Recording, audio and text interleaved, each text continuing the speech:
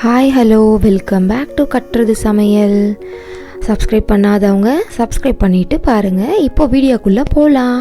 இன்றைக்கி நம்ம பார்க்க போகிற ரெசிபி அரிசி ரொட்டி எப்படி செய்யுதுன்னு பார்க்கலாம் வாங்க. இது ஒரு கர்நாடகா டிஷ்ஷுங்க. இன்றைக்கி நம்ம ஸ்டைலில் எப்படி செய்கிறதுன்னு பார்க்கலாம். ஒரு 1/4 kg மாவு எடுத்துருக்கேன். இதை நான் வீட்டுக்குள்ளேயே கழுவி உணர்த்தி இந்த மாதிரி மாவு அரைச்சி எடுத்துகிட்டு வந்திருக்கேன். இதை நீங்கள் வெயிலில் காய வைக்கணும்னு அவசியம் இல்லை. வீட்டுக்குள்ளேயே நைட்டில் காய வச்சு காலையில் அரைச்சிட்டு வந்துடுங்க. ஒரு 4லேருந்து 5 வெங்காயம் எடுத்துருக்கேன். அதை நல்லா சாப் பண்ணி எடுத்துருக்கேன். இஞ்சி கொஞ்சம் துருவினது, கேரட் ஒரு 3 கேரட் துருவி எடுத்துருக்கேன். இது நீங்கள் பிரேக்ஃபாஸ்ட்டாக சாப்பிட்லாம், நைட் டின்னராக சாப்பிட்லாம். ரொம்ப டேஸ்டியாக இருக்கும் ஃப்ரெண்ட்ஸ். இந்த மாதிரி நல்லா கலந்து விட்டுக்கோங்க. இப்போ ஒரு பக்கம் நான் தண்ணி வச்சுருக்கேன், நல்லா கொதிச்சிருக்கு. இப்போ அந்த தண்ணியை நம்ம இதில் ஆட் பண்ணிக்க போகிறோம். இந்த அளவுக்கு கொதிக்கணுங்க. நல்லா கொதிச்ச தண்ணி சேர்த்துக்கோங்க.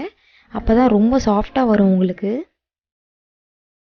நீங்கள் பச்சை தண்ணி ஊற்றி பண்ணாதீங்க, ரொம்ப ஹார்டாக இருக்கும் நீங்கள் அப்படி பண்ணிங்கன்னா.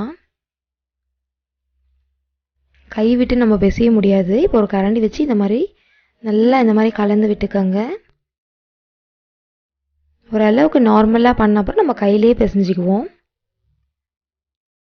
இந்த மாதிரி தண்ணி கொஞ்சம் கொஞ்சமாக ஆட் பண்ணி இந்த மாதிரி கலந்து விட்டுக்கோங்க.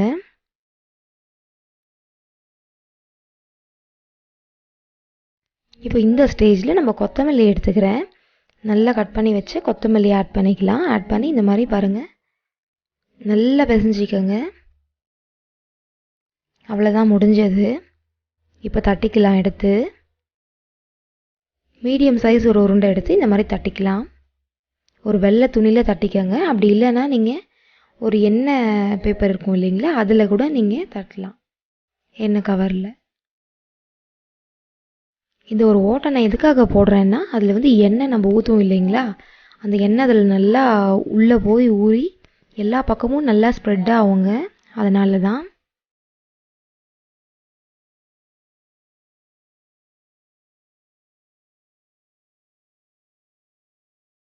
இப்போது இந்த மாதிரி தகடு மேலே போட்டுக்குவோம்.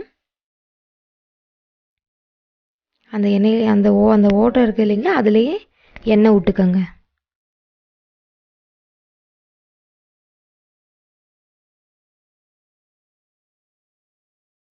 சூப்பராக இருக்குங்க, செஞ்சு பாருங்கள். இப்போ திருப்பி போட்டுக்கலாம்.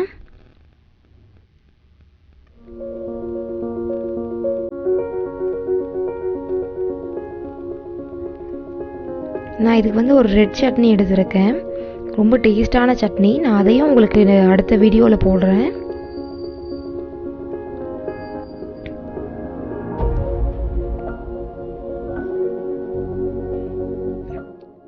பார்த்தீங்கன்னா முடிஞ்சது. இப்போ எடுத்துடலாம். எடுத்துகிட்டு இந்த மாதிரி சர்வ் பண்ணுங்கள். ரொம்ப டேஸ்டியாக இருக்குங்க. மறக்காமல் செஞ்சு பாருங்கள். பிடிச்சிருந்தா லைக் பண்ணுங்கள், கமெண்ட் பண்ணுங்கள், ஷேர் பண்ணுங்கள். மறக்காமல் சப்ஸ்கிரைப் பண்ணிவிடுங்க ஃப்ரெண்ட்ஸ். Thank you so much.